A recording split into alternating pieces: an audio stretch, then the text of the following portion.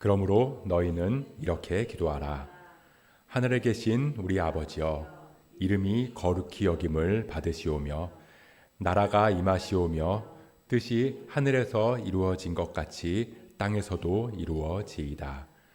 오늘 우리에게 일용할 양식을 주시옵고 우리가 우리에게 죄 지은 자를 사하여 준 것 같이 우리 죄를 사하여 주시옵고 우리를 시험에 들게 하지 마시옵고 다만 악에서 구하시옵소서. 나라와 권세와 영광이 아버지께 영원히 있사옵나이다. 아멘. 여러분들 지갑에는 몇 개의 신용카드가 있으세요?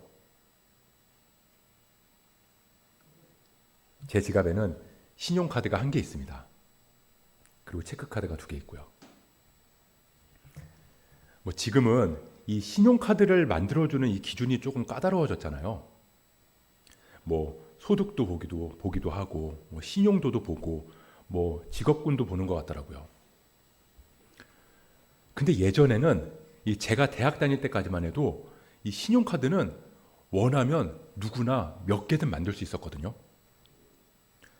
막 대학교 캠퍼스 안에도 이 부스 같은 걸 차려놓고 이 신용카드 회사에서 나와서 영화 티켓이나 문화상품권 같은 거를 준다고 하면서 이 신용카드를 만들려고 막 홍보를 많이 했어요. 참 그것도 지금 생각해 보면 좀 말도 안 되는 건데, 대학생이 무슨 돈이 있었겠어요.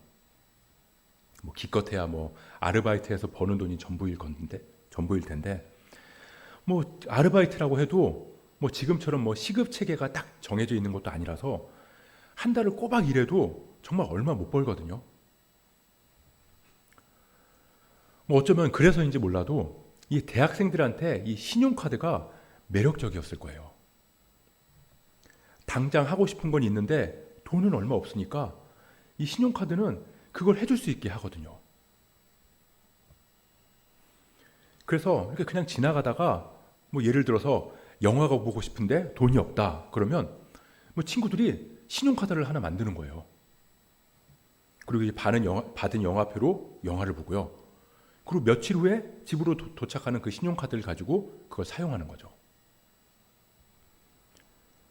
아무튼 그때는 이 조금 무분별하다 싶을 정도로 신용카드를 쉽게 발급해 줬습니다.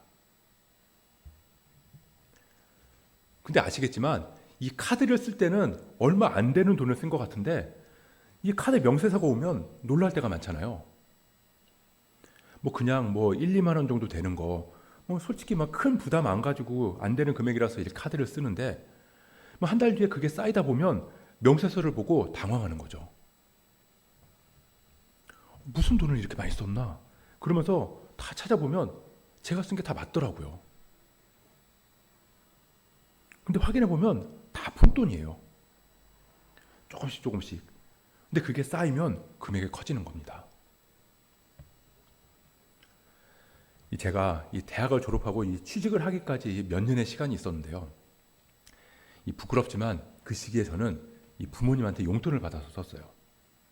그리고 간간히 아르바이트를 하면서 지냈거든요. 그래서 이 신용카드가 참 요긴하다고 생각을 했습니다.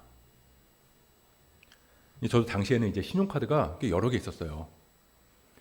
근데 그 중에서 주로 쓰는 카드가 있었거든요. 근데 왜 그 카드를 주로 썼냐면요. 2002년 월드컵 즈음이라서 그 카드에 축구 선수 사진들을 담아놓은 카드가 출시가 된 거예요. 근데 제가 가지고 있는 카드는 펠레, 축구 선수 펠레의 사진이 있었어요. 그냥 멋있잖아요. 그래서 그 카드를 주로 썼어요. 좀 유치하죠. 근데 문제는 제가 이 갚을 수 있는 한계를 조금씩 초과해서 카드를 썼다는 거예요. 그렇게 카드를 쓰고 돈을 갚고 약간 부족한 건 일단은 현금 서비스로 막고 또 카드를 쓰고 돈을 갚고 또 약간 부족한 건 또 현금 서비스로 막고. 근데 이 현금 서비스가 이자가 엄청 세잖아요. 그렇게 몇 달을 막 하다 보니까 그게 쌓여서 제가 감당할 수 있는 돈의 한계를 넘어간 거예요. 물론 지금 생각하면 그렇게 큰 돈은 아니었지만 당시에 저로서는 이게 감당할 수 없는 돈이었거든요. 그래서 어떻게 됐을까요? 뭘 어떻게 됐겠어요? 연체됐죠. 연체가 되니까 이 카드사에서 바로 전화가 오더라고요. 언제까지 갚으라고. 근데 제가 그때 뭐 직장이 있었던 것도 아니고 뭐 아르바이트를 해도 그 돈을 뭐 당장 받을 수 있는 것도 아니고 결국 그날이 돼도 못 갚은 거죠. 그러면 또 전화가 와요. 뭐 신용도가 어쩌고 저쩌고 막 뭐 채권 추심팀에 넘어가면 이제 뭐 힘들어질 거고 뭐 차압이 들어가고 어쩌고 저쩌고 막 이런 얘기들을 해요. 근데 뭐 어떻게 하겠어요? 뭐 그래도 못 갚더라고요. 그 돈을 당장 구할 수가 없었거든요. 그러다 보면 며칠 지나면 집으로 우편물이 와요. 어린 나이에 꽤 무서웠어요. 뭐 독촉장 이런 식으로 크게 글씨가 써가지고 오거든요. 그리고 전화도 계속 오는데 하루에 막 수십 번씩 오는 거예요. 뭐 지금은 뭐 이제 카드 빚을 독촉하는 것도 이제 법이 생겨가지고 굉장히 부드러워진 것 같은데 당시에는 정말 수도 없이 전화가 와요. 아침에도 오고 점심에도 오고 저녁에도 오고. 근데 받아도 제가 할 말이 없으니까 못 받는 거예요. 그러면 이제 막 별별 생각이 다 드는 거죠. 부모님한테 말씀드리기는 너무 죄송하고 뭐 그래서 뭐 사채를 한번 써볼까? 라는 생각도 잠깐 해보기도 하고 그래서 결국에는 너무너무 창피하지만 친구한테 전화를 해요. 당시 이제 졸업하고 대기업에 취직한 친구가 있었는데 이 친구가 돈이 조금 있었어요. 그래서 전화를 해서 너무너무 창피하지만 이제 얘기를 하는 거죠. 내가 돈이 조금 급하게 필요한데 돈을 조금만 빌려달라고. 근데 이 친구가 쿨하게 빌려주더라고요. 그래서 이제 빚을 다 갚았습니다. 그리고 이제 아르바이트를 해가지고 그 돈을 모아서 이 친구한테도 빚을 갚았죠. 그리고 저는 그날 이후로 그 카드사의 카드는 절대 쓰지 않습니다. 왜 이제 제가 회사에 다닐 때도 직장 선후배나 이제 거래처에서도 가끔 아는 사람이 이제 실적 때문에 그러는데 카드를 좀 만들어 달라고 뭐 그런 경우가 종종 있었거든요. 근데 그런 부탁을 받아도요. 이제 제가 이제 어쩔 수 없이 몇 개 만들어 주기도 했는데 이 카드사의 카드는 제가 절대 만들어 주지 않았어요. 절대 무슨 얘기를 해서라도 거절한 거죠. 아마 앞으로도 죽을 때까지 저는 이 카드사의 카드는 쓰지 않을 것 같아요. 왜냐하면 그때 제가 정말 너무너무 힘들었거든요. 아무튼 그러고 나서 저는 신용카드는 웬만하면 잘 안 쓰려고 해요. 그냥 현금이나 뭐 체크카드를 주로 쓰고요. 뭐 신용카드는 정말 어쩔 수 없이 신용카드를 써야 될 때가 있기 때문에 딱 하나만 가지고 있습니다. 근데 이 말이 좋아서 신용카드지 사실은 빚내는 거잖아요. 뭐 지금은 뭐 빚권하는 사회가 돼가지고 뭐 신용도라는 것도 뭐 빚을 많이 내고 그걸 제대로 갚아야 신용도가 올라가더라고요. 그냥 신용카드를 아예 안 쓰면 신용도는 올라가지 않아요. 뭐 철없던 저의 어린 시절 일이지만 그 빚에 대한 그 엄청난 경험을 하고 나서는 저는 빚이 얼마나 위험하고 또 사람을 얼마나 힘들게 하는지를 알게 됐습니다. 오늘 우리가 함께 살펴볼 말씀은 이 죄에 대한 말씀이에요. 우리 오늘 본문 중에서 12절 말씀 다시 한번 볼까요? 이 12절 말씀 같이 한번 읽어보겠습니다. 시작. 우리가 우리에게 죄 지은 자를 사하여 준 것 같이 우리 죄를 사하여 주시옵고. 근데 이 성경을 보면요, 여러분들 성경에도 아마 있는 분들이 있을 거예요. 아마 이 죄라는 글자에 번호가 붙어 있고 이 나나주에 보면 헬, 빚진 자를 탕감하여 준 것 같이 우리의 빚도 탕감하여 주시옵고 라고 표기되어 있을 겁니다. 이게 헬라어 원문으로 보면 이 죄라고 번역된 오페일레마, 이 오페일레마라는 단어는 원래 빚, 부채라는 뜻이거든요. 근데 우리 성경에는 이 빚을 죄라고 의역한 거예요. 근데 왜 굳이 빚이라는 명백한 뜻이 있는데 죄라고 번역한 걸까? 근데 이게 이유가 있다는 겁니다. 왜냐하면 이 빚을 진다는 게 죄를 짓는 거랑 유사하기 때문이에요. 이 죄를 짓는 건 빚을 지는 것 같고, 죄를 용서하는 건 빚을 탕감하는 것과 같다는 거죠. 우리는 이 죄를 지을 때 빚을 졌다고 말하지 않지만 우리 안에는 그런 생각을 하게 된다는 겁니다. 이 저를 포함해서 이 많은 사람들은 자신을 굉장히 공정하다고 생각하는데요. 근데 사실은 전혀 그렇지 않죠. 아주 쉬운 예를 들어서 누군가 횡단보도를 무단으로 건넜다고 해볼게요. 근데 우리는 서 있는데 그 사람이 그냥 빨간불인데 신호를 건너간 거예요.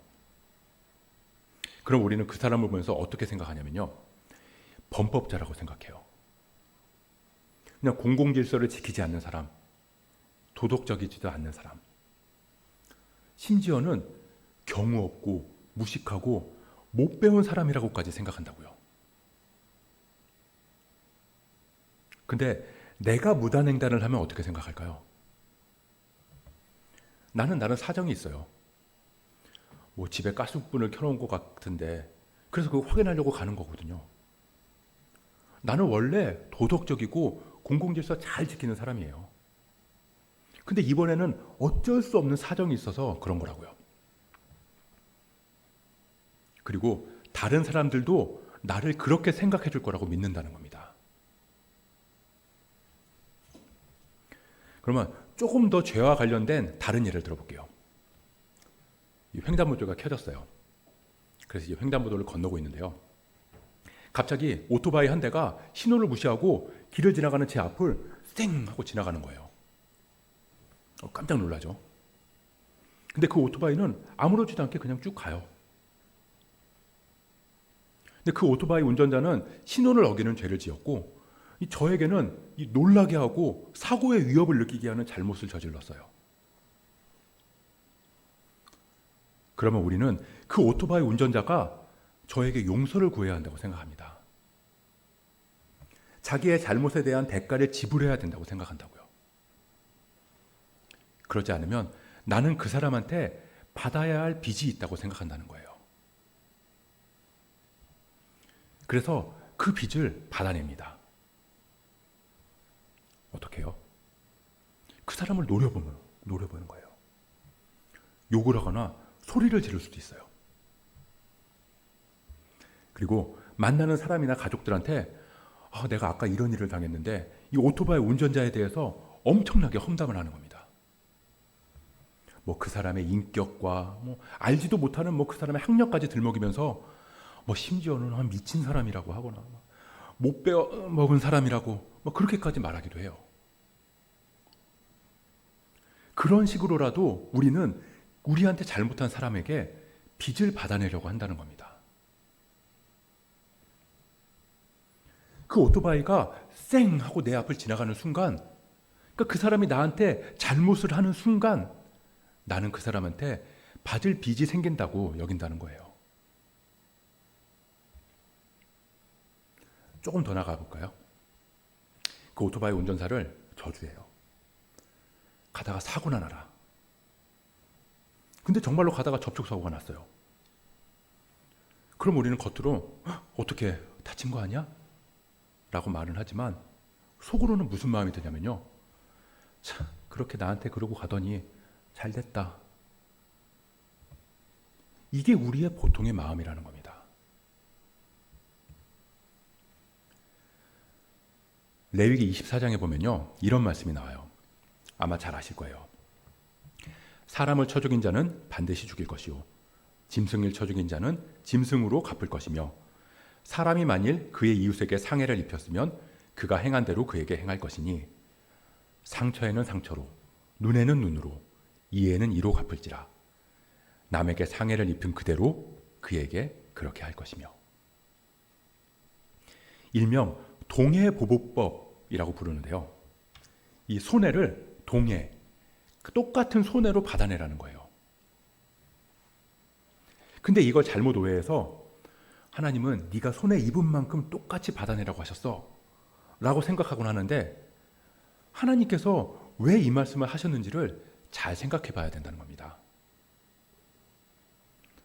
눈에는 눈, 이에는 이, 짐승에는 짐승으로, 생명에는 생명으로 갚으라고 하는 건 우리가 그렇게 하지 않기 때문이에요. 우리는 그렇게 할 수 없는 존재라는 겁니다.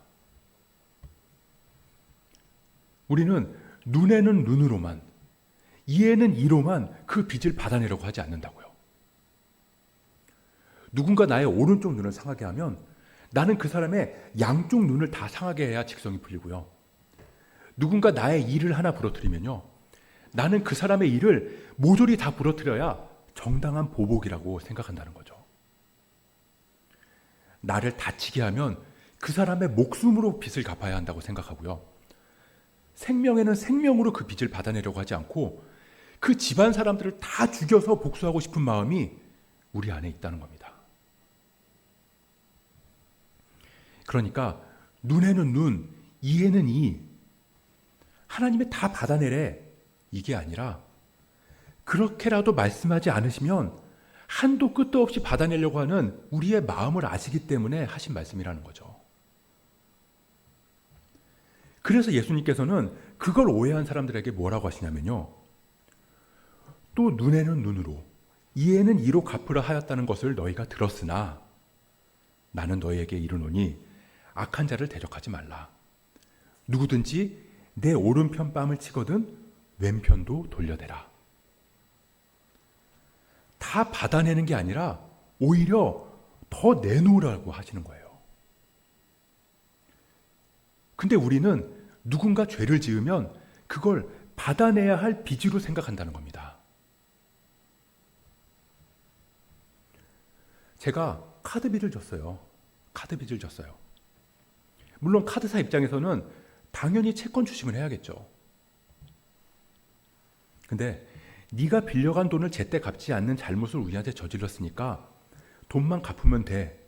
그게 아니라 그 이상으로 너는 밤낮 독촉 전화를 받고 협박성 멘트를 들어야 되고, 독촉장을 받아서 가족들한테도 비난을 받아야 되고, 그래서 우리한테 진 빚, 돈뿐만 아니라 정신적인 고통과 괴로움을 다 갚아야 돼. 그게 공평한 거야. 우린 그럴 자격이 충분히 있어. 우리는 그게 당연한 거라고 생각한다는 거예요. 그게 정당한 거라고 여긴다고요.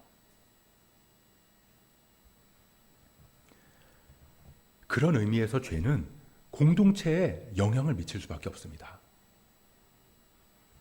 복수를 하기 위해서, 빚을 받아내기 위해서, 아까 오토바이 예를 들었지만 이 어떤 식으로든 그 빚을 받아내려고 하면요, 친구들 사이에서도 그렇고 공동체 안에서도 그렇고 심지어는 가정 안에서도 누군가 죄라고 여기는 잘못을 하면 우리는 그 빚을 반드시 받아내려고 해요.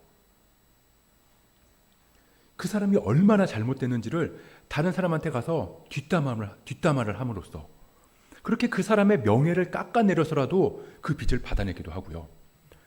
그 사람을 미워하는 마음을 품어서 그 사람은 미움받아도 되는 존재라고 스스로 여기면서 그 빚을 받아내요.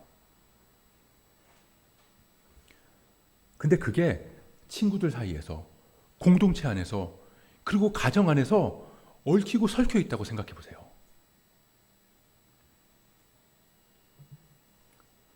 이 죄를 짓는 게, 빚을 지는 거라는 건 이 아무리 혼자만의 죄라고 해도 그건 결코 자기에게만 영향을 미치는 걸로 끝나지 않는다는 뜻입니다. 이 빚이라는 건 반드시 관계 안에서 일어나는 거예요. 내가 내 지갑에서 돈 1,000원을 빌려가고 안 갚는 건 빚이 아니거든요. 그건 그냥 내가 쓴 거죠. 근데 내가 누군가의 돈을 빌려야 빚이 되고 누군가에게 잘못을 저질러야 죄가 되는 거니까요. 그래서 죄라는 건 그렇게 관계 안에서, 공동체 안에서 반드시 영향을 줄 수밖에 없다는 겁니다. 이 복수를 하고 미워하는 마음을 품어서까지 빚을 받아내려고 한다면 그 사람은 이 불행할 수밖에 없을 거예요.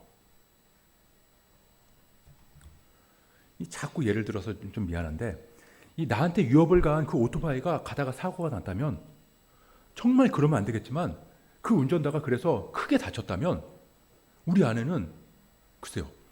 뭐 그 빚을 받아냈다는 마음이 들지는 모르겠지만 내 영혼은 망가져 간다는 겁니다.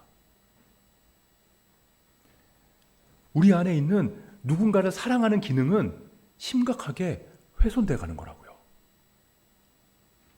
그럼 결국 내 안에 내 죄를 보는 기능까지 상실하게 되는 거죠.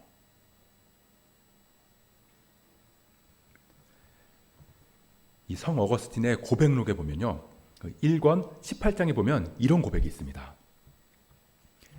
사람이 남을 미워할 때는 그 자신을 흥분케 하는 그 증오 자체가 미워하는 원수보다 자신을 더 해롭게 한다는 사실을 모릅니다.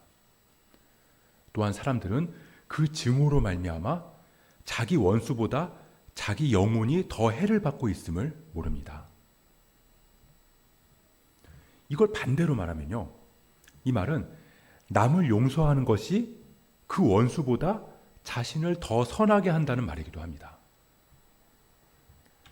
용서로 말미암아 자기 원수보다 자기의 영혼이 더 선을 누리게 된다는 걸 사람들은 모른다는 거죠.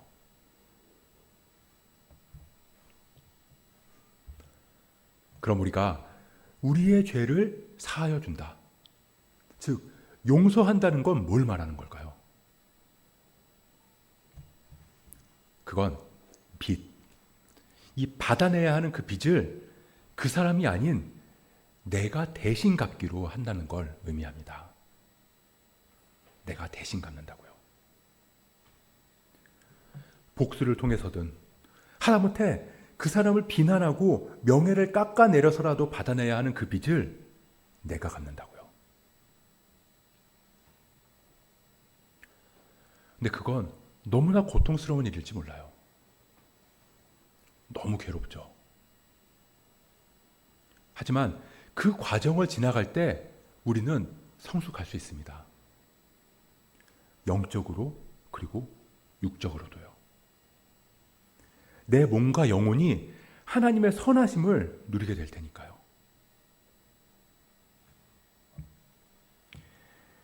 우리가 살아가는 지금 시대는 용서를 선택이라고 생각합니다. 용서를 하고 안 하고는 내가 결정할 문제라고 믿는 거죠. 그러니까 내가 용서를 해주면 그건 내가 관대해서 그런 거고, 내가 용서를 안 해주면 그 사람은 원래 받아야 하는 대가를 받는 거예요. 하지만 주님은 그렇게 말씀하지 않으세요. 용서는 우리가 해도 되고 안 해도 되는 선택의 문제가 아니라 우리의 의무라는 겁니다. 물론 화가 나죠. 분노가 끓어오르기도 해요. 하지만 그 과정을 통해서, 그 과정을 통과하면서 우리는 그리스도를 닮은 사람이 되어간다는 겁니다. 이 C.S. 루이스가 말한 것처럼 그리스도인이 된다는 것은 용서할 수 없는 죄를 용서하는 사람이 되는 것이다.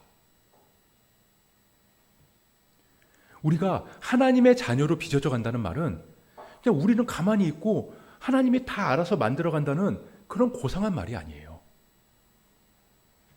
이 그릇이 만들어지듯이 흙이 진이겨져지는 그런 시간이 지나야 되고요. 이 내가 아닌 하나님의 손이 만드시는 대로 우리를 맡겨야 되고요. 견디기 힘든 뜨거운 불가마의 열을 몇 번이고 견뎌내는 그런 시간이 있어야 된다는 말이에요. 그래서 주님은 용서를 명령하시는 거예요. 왜요? 우리를 사랑하시니까요. 우리 영혼이 망가지는 걸 원치 않으시니까요. 이 주기도문이 13절까지잖아요. 마태복음 6장 9절부터 13절. 근데 이 주기도문이 끝나자마자 바로 이어서 예수님께서 뭐라고 하시냐면요. 14절 15절입니다.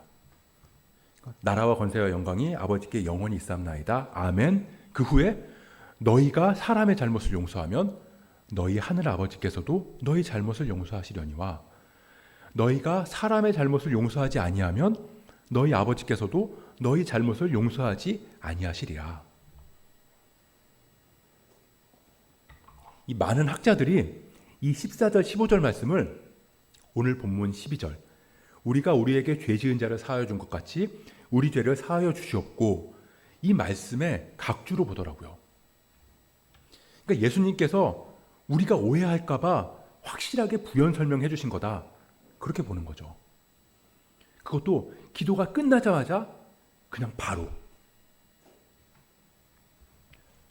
그러니까 우리가 누군가를 용서해야 하나님께서도 우리를 용서하신다는 거예요. 그런 뜻 아니지 않나? 라고 생각하실까 봐 기도를 가르쳐 주시자마자 다시 확실히 하는 거죠. 그런 거 맞아. 너희들이 서로 용서하지 않으면 하나님도 너희 용서하지 않을 거야.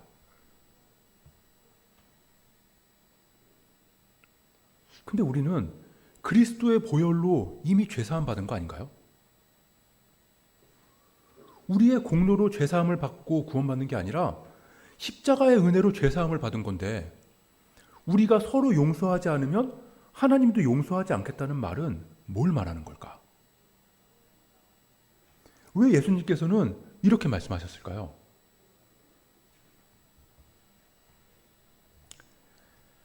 제가 저희 아이들 예를 자주 들게 되는데요. 이해해 주세요.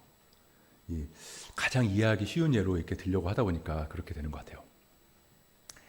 저희 집에 애들이 셋이 있는데요. 이 애들이 서로 싸울까요? 다툴까요? 싸우고 다투겠죠. 그러다 보면요. 한쪽이 잘못한 경우도 있기도 하고요. 또 어떤 때는 서로 잘못을 한 때도 있어요. 그러면 이제 둘 다 불러요. 그리고는 얘기를 하죠. 무슨 일인지를 다 들어보고 애들한테 이렇게 얘기하는 거예요. 너 언니한테 미안하다고 해. 너 동생한테 미안하다고 해. 그리고 서로 화해하는 의미에서 서로 안아줘. 어릴 때는 이렇게 많이 했거든요.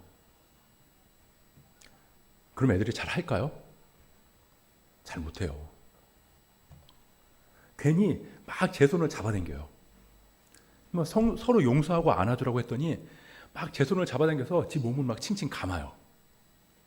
하기 싫다는 거죠. 그냥 아빠가 자기를 안아주기를 바라는 거예요. 그럼 저는 어떻게 할까요? 당연히 안 안아주겠죠.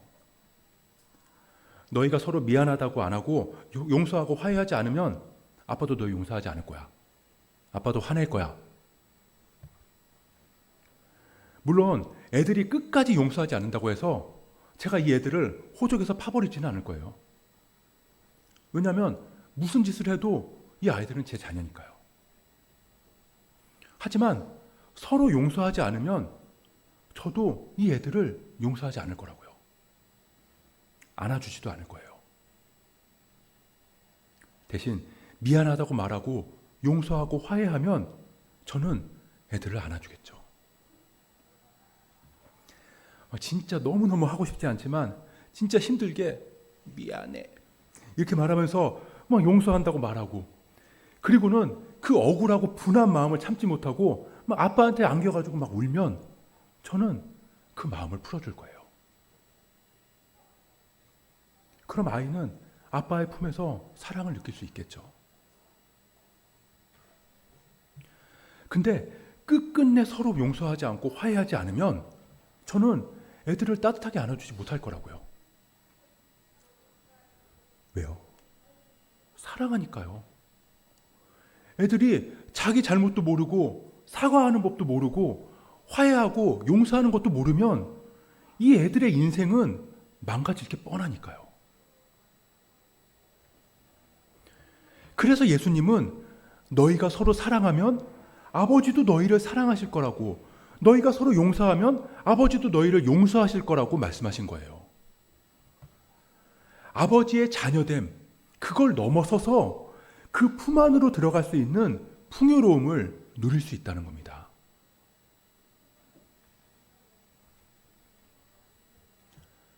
그럼 마지막으로, 그럼 우리가 어떻게 하면 용서하는 마음을 가질 수 있을까요? 정답은 그리스도께로 향하는 겁니다. 이 요한복음에 보면 이 예수님께서 이 십자가에 달리셔서 돌아가시기 전에 이 마지막으로 하신 말씀이 있어요. 그게 뭔지 혹시 기억나세요? 요한복음 19장 30절. 예수께서 신포도주를 받으신 후에 이르시되 다 이루었다 하시고 머리를 숙이니 영혼이 떠나가시니라. 다 이루었다. 여기서 다 이루었다라는 뜻으로 쓰인 헬라어 테텔레스타이, 이 단어에는 무슨 뜻이 있냐면요, 맡겨진 일을 완수하다, 흠없이 온전하다, 그리고 또 다른 뜻이 있는데요, 돈을 모두 지불했다, 그런 뜻이 담겨 있어요. 그래서 이 당시에는 뭐 갚아야 하거나 지불해야 할 금액을 다 내고 나면 이 문서에다가 끝에 테텔레스타이, 다 갚았다, 상환 완료, 결제 완료, 이렇게 써졌다는 겁니다. 그러니까 예수님께서 십자가에서 다 이루었다, 테텔레스타이, 뭘 다 갚으셨는데요? 우리의 모든 죄, 모든 빚. 하나님께서 우리 죄 때문에 받으셔야 하는 그 빚. 우리가 죄로 인해서 지옥에 떨어진다 해도 다 갚지 못할 만큼의 그 빚. 우리를 사랑하시는 하나님께서는 우리가 갚아야 하는 그 빚을 스스로 갚기로 하셨습니다. 하나님께서 이 땅에 내려오셔서 십자가에 달리심으로 그 빚을 다 갚으셨다고요. 그리고 다 이루었다, 테텔레스타이, 내가 대신 다 갚았다. 우리가 이 탕감받은 그 빚의 크기가 얼마나 큰지 그걸 알면 알수록 다른 사람의 잘못을 용서하는 크기도 커질 수밖에 없다는 겁니다. 이 마태복음 18장 21절 이하에 보면요, 이 1만 달란트 빚진 자에 대한 비유가 나오는데요, 다 아실 거예요. 이 왕한테 1만 달란트 빚진 사람이 있는데 이 왕이 보니까 이건 도저히 이 사람이 무슨 짓을 해도 못 갚겠는 거예요. 그러니까 보니까 너무 불쌍한 거죠. 그래서 그 빚을 다 탕감해 줬습니다. 근데 이 사람이 그렇게 빚을 다 탕감받고 돌아가는 길에 자기한테 100데나리온 빚진 사람을 만난 거예요. 근데 오늘은 그냥 돌아가면 좋겠는데 이 사람이 그 사람을 만나고 딱 보니까 그 빚이 생각난 거죠. 그래서 이 멱살을 잡고 내 돈 갚으라고 막 이 사람이 막 봐달라고 사정을 하니까 막 옥에 그냥 가뒀다고 나와요. 근데 이 원어에는 이 옥에 가뒀다고 나오는 거기에 고문하여 옥에 가뒀다라고 되어 있거든요. 그러니까 이 빚을 받아내기 위해서 엄청난 고통을 주면서 때리고 가둔 거예요. 근데 이제 왕이 그 얘기를 들은 거죠. 완전 극대노해가지고 그 사람 당장 잡아오라고. 그래서 그 사람이 딱 오니까 네가 그런 일을 했어, 너도 네 빚 다 갚아, 그러면서 가둬버립니다. 근데 이 비유의 이야기를 마치면서 예수님께서 뭐라고 하시냐면요, 마지막에 주인이 노하여 그 빚을 다 갚도록 그들을 옥졸들에게 넘기니라. 그리고 나서 너희가 각각 마음으로부터 형제를 용서하지 아니하면 너희 하늘 아버지께서도 너희에게 이와 같이 하시리라. 이 달란트랑 데나리온이 이 화폐 단위가 아닌 무게 단위다 보니까 이 금액을 그 지금의 돈의 가치로 환산하기가 어려운데요, 그 차이를 보면요, 1달란트가 6,000데나리온이에요. 그러니까 1달란트가 6,000데나리온. 그러니까 1만 달란트는 6천만 데나리온인 거죠. 근데 이 사람이 100데나리온을 빚진 거니까 1만 달란트랑 100데나리온, 그 둘의 차이가 60만 배라는 겁니다. 1,000원이면 6억, 10,000원이면 60억, 100만 원이면 6천억. 그 금액이 얼마인지가 중요한 게 아니라 그 차이를 보면 알 수 있듯이 이 1만 달란트는 그러니까 무슨 짓을 해도 갚을 수 없다는 걸 말하는 거예요. 근데 그 빚을 그리스도께서 다 탕감해 주셨다고요. 이 다른 사람의 잘못, 그 사람이 나한테 지은 죄, 물론 복수하고 싶죠. 처절하고 고통스럽게 복수하고 싶다고요. 빚을 다 받아내고 싶어요. 이 몇 배로 수치스럽게 해서라도 그 빚을 다 받아내고 싶다고요. 그걸 못 받아내면 억울하죠. 분하기도 하고. 근데 제가 이렇게 말하는 것도 누군가의 아픔과 고통을 이게 그 무게를 다 헤아리지 못하는 것 같아가지고 좀 두렵기는 하지만요. 그럼에도 주님께서 탕감해 주신 그 빚을 생각하면, 그거에 비하면 우리가 아무리 억울하고 분하다고 생각하는 그 빚도 100데나리온 수준에 불과하다는 겁니다. 이건 제 얘기가 아니라 주님께서 우리에게 하시는 말씀이에요. 근데 예수님께서는 그렇게 힘들어하는 우리를 홀로 버려두지 않으세요. 우리에게 말씀하십니다. 그 빚을 네가 대신 지는 거 힘들지. 그거 다 네가 짊어지는 게 얼마나 무거운지 내가 다 알아. 용서하기 어렵고 화해하기 어려워서 그렇게 용기 내서 미안해 한마디 하고 아빠 품에 안겨서 분하고 속상한 마음에 눈물을 터뜨린 아이처럼 나에게 오렴. 내 품에 안기렴. 내가 너를 안아줄 거고, 내가 너를 치료해 줄 거고, 내가 너를 위로해 줄 거야. 예수님은 빚을 대신 갚기로 한 우리의 그 마음의 고통을 아시거든요. 내 마음이 고민하여 죽게 되었으니 나를 위해 기도해다오. 제자들에게조차 그렇게 말씀하실 만큼 예수님은 힘들고 어렵다는 걸 아신다고요.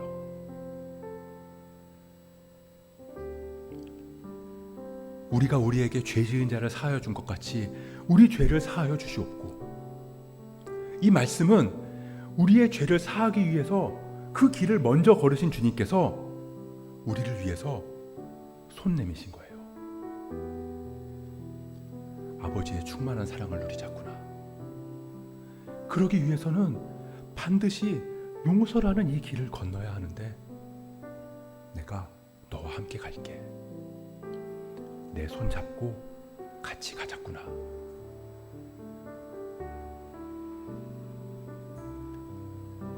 그렇게 우리가 그리스도께로 나아가기를 축복합니다. 우리의 죄를 위해서 십자가를 참으신 그리스도의 은혜를 깨달음으로 우리 안에 용서의 능력이 커져서 날마다 주님 닮은 모습으로 빚어져가는 저와 여러분 되시길 주님의 이름으로 축복합니다.